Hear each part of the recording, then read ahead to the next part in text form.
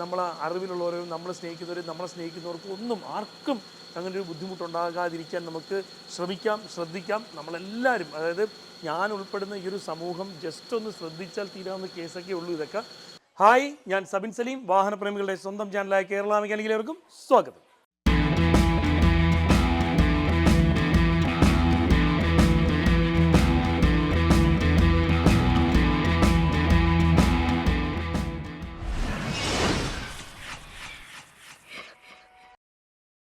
ഒരു വാഹനത്തിൻ്റെ ശ്വാസകോശം എന്നറിയപ്പെടുന്നത് എന്താണ്? അതെ, എയർ ഫിൽട്ടർ.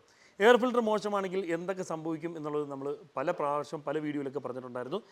കൃത്യമായിട്ട് എയർ കിട്ടാതെ വരികയും എഞ്ചിനിൽ കൃത്യമായിട്ട് പവർ അല്ലെങ്കിൽ കൃത്യമായിട്ട് ഫയറിങ്ങും കാര്യങ്ങളൊക്കെ നടത്താൻ പറ്റാത്ത രീതിയിൽ വരികയും ഫ്യൂൽ കൂടുതൽ കത്തുകയും അതുമായിട്ട് ബന്ധപ്പെട്ട് കാർബൺ ഡെപ്പോസിറ്റും മറ്റും കൂടാനും അത് കണക്ക് എഞ്ചിൻ സൈഡൊക്കെ വിഷയങ്ങൾ വരാനും ഒക്കെ അത്തരത്തിൽ പല പ്രശ്നങ്ങളും നമ്മൾ സംസാരിച്ചിട്ടുണ്ട്. എങ്കിലും ഇപ്പം കാണിക്കാൻ പോകുന്നത് വളരെ വ്യത്യസ്തമായ വെറൈറ്റി ആയ ഒരു സംഭവമാണ്. ഈ കാണുന്നത് ഒരു ലാൻസർ പെട്രോളാണ്. ഈ ഒരു ലാൻസർ പെട്രോൾ സസ്പെൻഷൻ റിലേറ്റഡ് മറ്റൊക്കെ വർക്കിനായിട്ട് വന്നതാണ്. അപ്പോൾ ഈ ഒരു വണ്ടി നമ്മൾ വർക്ക് തുടങ്ങിയപ്പോഴത്തേക്ക് കണ്ടൊരു സംഭവം ഞാൻ കാണിച്ചുതരാം.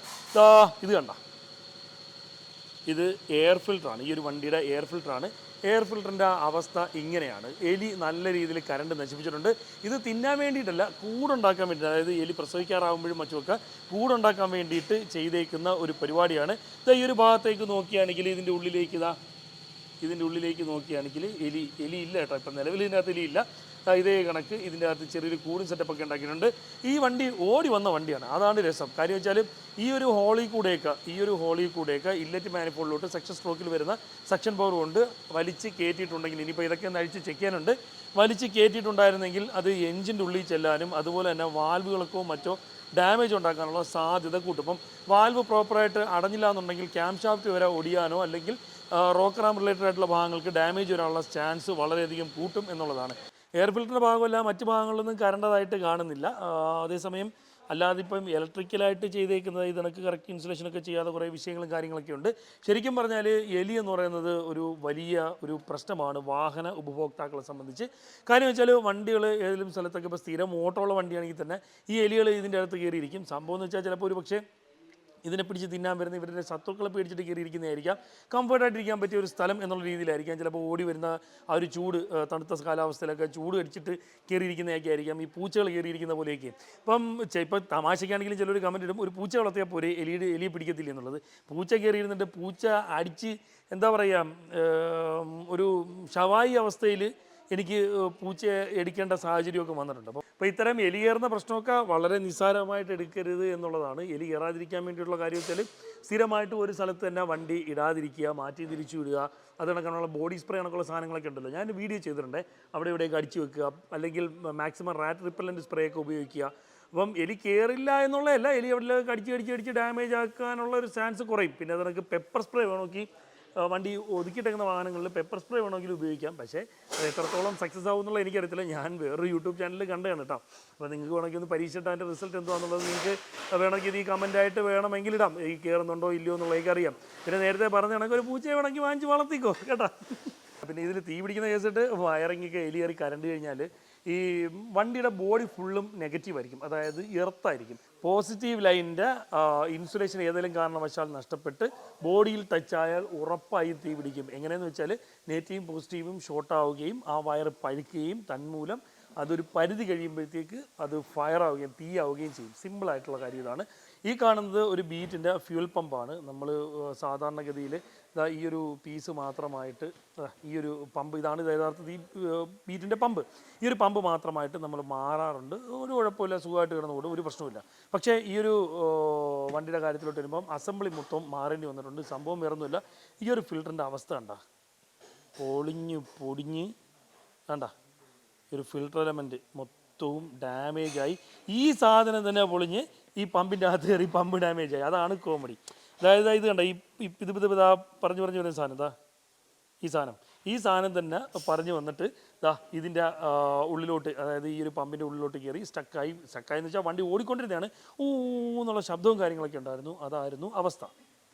ഇത്തരത്തിൽ ഫിൽറ്റർ പൊളിഞ്ഞ് കംപ്ലൈൻ്റ് ആയിട്ട് വരുന്നത് എനിക്ക് രണ്ടാമത്തെ പ്രാവശ്യമാണ്.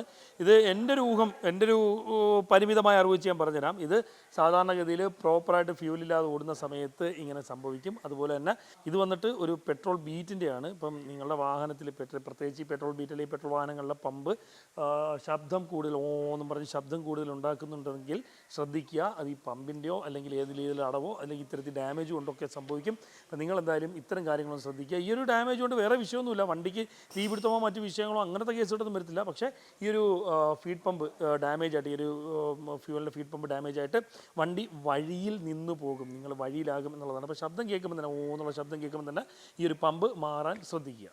അതുപോലെ തന്നെ നിങ്ങൾ കൂടുതൽ നാൾ ഒതുക്കിയിടുന്നൊരു വാഹനമാണ് എന്നുണ്ടെങ്കിൽ അത് രണ്ടാമത് സ്റ്റാർട്ട് ചെയ്യുന്നതിന് മുമ്പ് ജസ്റ്റ് ഒന്ന് ചെക്ക് ചെയ്യുക. ഈ പറഞ്ഞ കണക്ക് എയർ ഫിൽറ്ററൊക്കെ ചെക്ക് ചെയ്യാനൊക്കെ നിസ്സാരമാണ്, ചിലപ്പോൾ ടൂൾസ് പോലും വേണ്ട, ക്ലിപ്പുകളായിരിക്കും.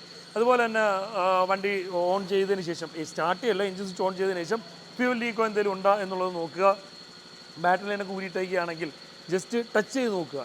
സ്പാർക്ക് കൂടുതലായിട്ട് വല്ലതും ഫീൽ ചെയ്യുന്നുണ്ടെങ്കിൽ, അതായത് നല്ല രീതിയിൽ ചപ്പ് ചപ്പ് എന്നും പറഞ്ഞ് സ്പാർക്ക് കൂടുതൽ ഫീൽ ചെയ്യുന്നുണ്ടെങ്കിൽ ഒരു പക്ഷേ ഷോർട്ട് ഉണ്ടാവാനുള്ള സാധ്യതയുണ്ട്. അങ്ങനെ ഉണ്ടെങ്കിൽ നല്ലൊരു ടെക്നീഷ്യനെ കൺസൾട്ട് ചെയ്തതിന് ശേഷം മാത്രം ലൈൻ കൊടുത്ത് സ്റ്റാർട്ട് ചെയ്യാൻ ശ്രദ്ധിക്കുക.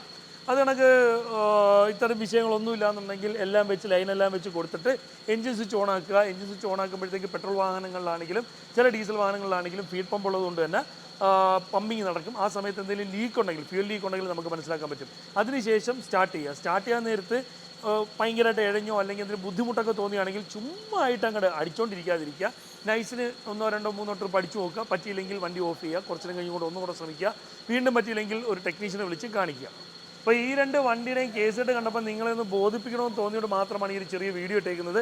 അപ്പോൾ തീർച്ചയായിട്ടും ഇത്തരം സംഭവങ്ങൾ, അതായത് നിങ്ങൾ ഒതുക്കിയിട്ടേക്കുന്ന വണ്ടികൾ എടുക്കുന്ന സമയത്തും അത് കണക്ക് തന്നെ നിങ്ങളെ വണ്ടിയിൽ എലിശല്യം തോന്നുന്ന ഒരു സാഹചര്യത്തിലൊക്കെ ഇത്തരം കാര്യങ്ങൾ നിർബന്ധമായിട്ടൊന്ന് ചെക്ക് ചെയ്ത് വയ്ക്കുക. കാര്യം വെച്ചാൽ ചെറിയ അശ്രദ്ധകളാണ് വലിയ അപകടങ്ങൾ ഉണ്ടാക്കുന്നത്. നമ്മൾക്കും നമ്മളെ കുടുംബത്തിനും ഒന്നും തന്നെ വാഹന സംബന്ധമായിട്ടുള്ള ഒരു രീതിയിലും ഇത്തരത്തിലിപ്പം ഫയർ ആക്സിഡൻറ്റ് അങ്ങനെയുള്ള ഒരുപാട് സംഭവങ്ങൾ കാണുന്നുണ്ടല്ലോ. ഇനി ആർക്കും അങ്ങനെ നമ്മളെ അറിവിലുള്ളവരും നമ്മളെ സ്നേഹിക്കുന്നവർക്കും ഒന്നും ആർക്കും അങ്ങനെ ഒരു ബുദ്ധിമുട്ടുണ്ടാകാതിരിക്കാൻ നമുക്ക് ശ്രമിക്കാം, ശ്രദ്ധിക്കാം. നമ്മളെല്ലാവരും, അതായത് ഞാൻ ഉൾപ്പെടുന്ന ഈ ഒരു സമൂഹം ജസ്റ്റ് ഒന്ന് ശ്രദ്ധിച്ചാൽ തീരാവുന്ന കേസൊക്കെ ഉള്ളൂ ഇതൊക്കെ. ഒരു പക്ഷേ ആ ഒരു 2 കുട്ടികളും അമ്മയും ഒരു വാഹന അപകടത്തിൽ, അതായത് ഒരു വാഹനം തീ പിടിച്ചതുമായി ബന്ധപ്പെട്ട് വന്ന ആ ഒരു പ്രശ്നം ഒരു പക്ഷേ അവർ ജസ്റ്റ് ഒന്ന് ശ്രദ്ധിച്ചിരുന്നെങ്കിൽ തീരാവുന്ന കേസേ ഉള്ളായിരുന്നു. ഒരു പക്ഷേ എന്തോ സമയം അങ്ങനെയൊക്കെ ആയതുകൊണ്ടായിരിക്കാം നമ്മളെ കൂട്ടത്തിൽ ഇനി ഒരാൾക്കും ഇങ്ങനൊരു സാഹചര്യം ഉണ്ടാകാതിരിക്കട്ടെ എന്നുള്ള പ്രാർത്ഥനയോടെ. അപ്പോൾ ഇന്നത്തെ ഒരു വീഡിയോ നിങ്ങൾക്കെല്ലാം പ്രയോജനപ്പെട്ടെന്ന് വിശ്വസിക്കുന്നു. നിങ്ങൾക്ക് പ്രയോജനപ്പെടുന്ന മറ്റൊരു വീഡിയോ ആയിട്ട് വരുന്നവരെ